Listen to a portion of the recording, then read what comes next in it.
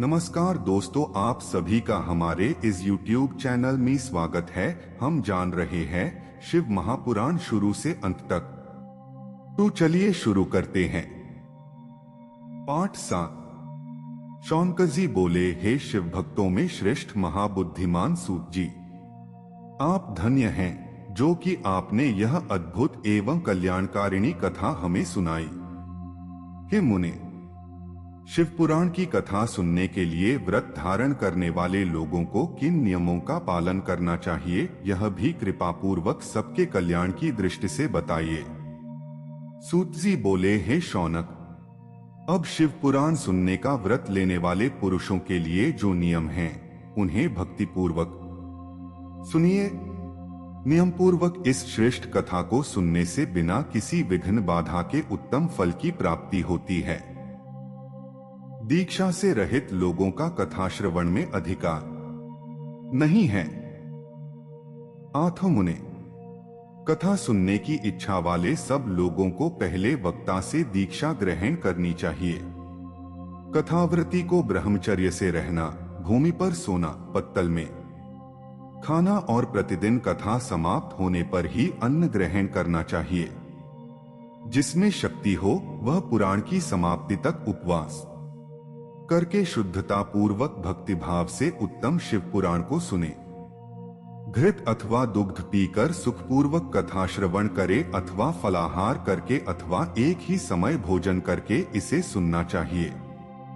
इस कथा का व्रत लेने वाले पुरुष को प्रतिदिन एक ही बार हविष्यान्न भोजन करना चाहिए।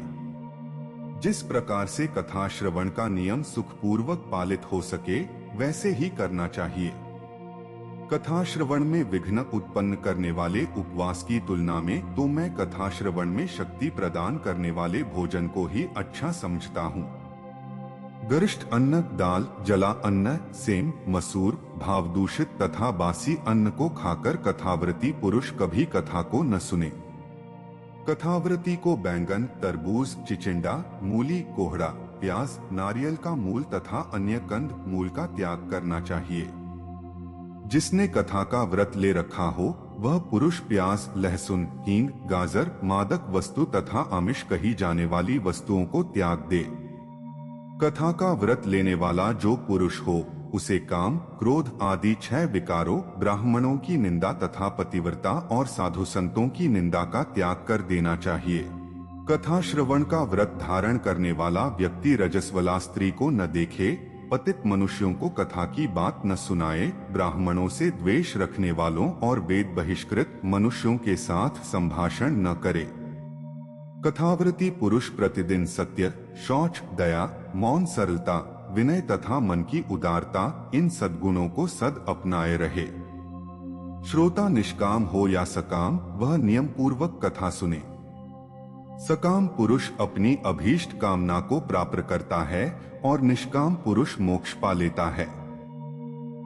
दखी, क्षय का रोगी, पापी, भाग्यहीन तथा संतान रहित पुरुआ भी इस उत्तम कथा को सुने।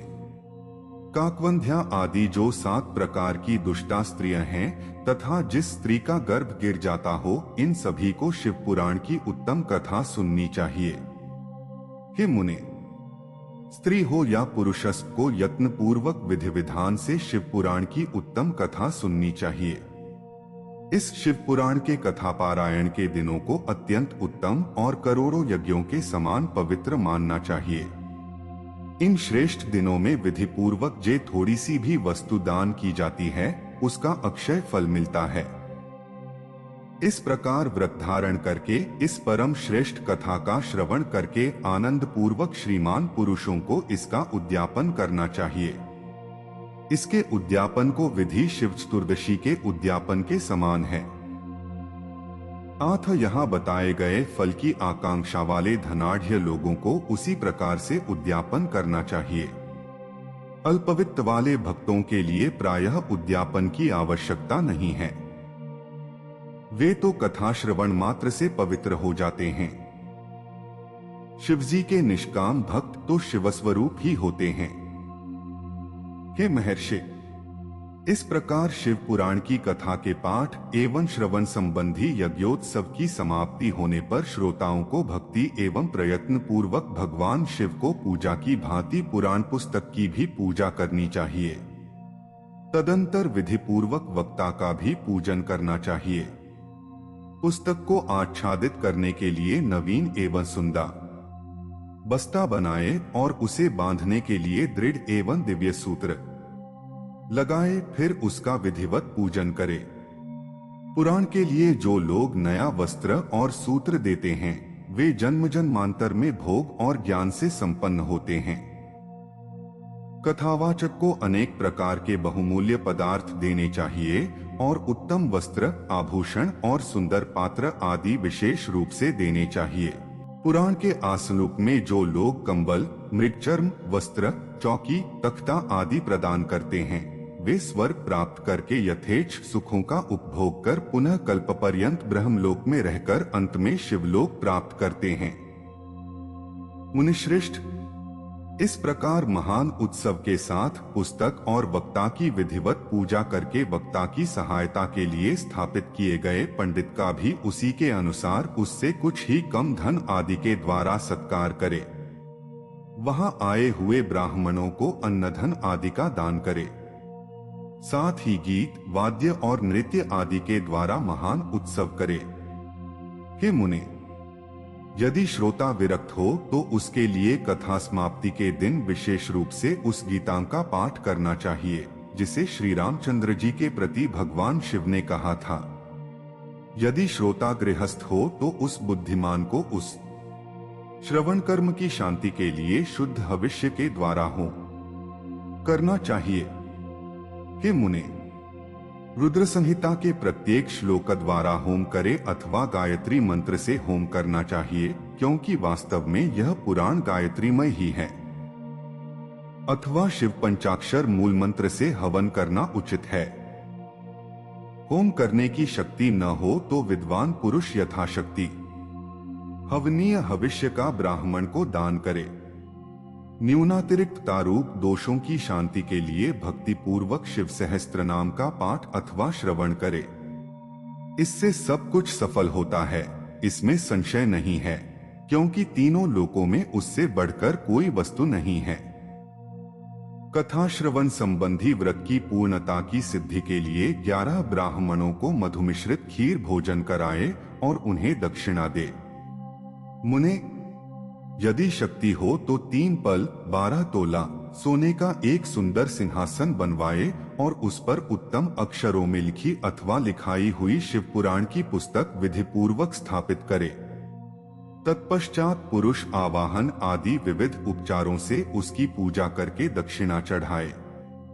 तदंतर जितेंद्रिय आचार्य का वस्त्र, आभूषण एवं गंध आदि से पूजन करके उत्तम बुद्धि वाला श्रोता भगवान शिव के संतोष के लिए दक्षिणा सहित वह पुस्तक उन्हें समर्पित कर दे।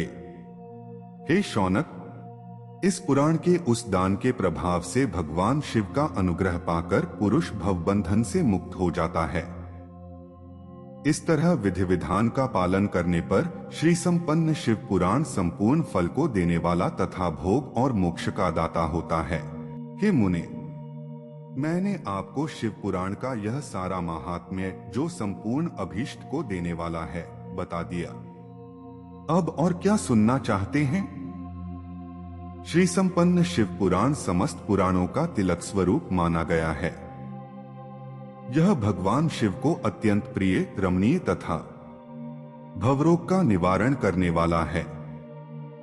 जो सदा भगवान विश्वनाथ का ध्यान करते हैं, जिनकी वाणी शिव के गुणों की स्तुति करती है और जिनके दोनों कान उनकी कथा सुनते हैं, इस जीव जगत में उन्हीं का जन्म लेना सफल है। वे निश्चय ही संसार सागर से पार हो जाते हैं। भिन्न भिन्न प्रकार के समस्त गुण जिनके सच्चिदानंदमय स्वरूप का कभी स्पर्श नहीं करते, जो अपनी महिमा से जगत के बाहर और भीतर वाणी एवं मनोवृत्ति रूप में प्रकाशित होते हैं, उन अनंत आनंद घन रूप परम शिव की मैं शरण लेता हूँ। तो दोस्तों, मिलते हैं अगले वीडियो में। अगर ये वीडियो आपको पसंद आई हो तो लाइक करिए, कमेंट में अपनी राय दीजिए और चैनल को सब्सक्राइब करना ना भूले। ताकि आगे क्या हुआ ये जान सके। हर हर महादेव।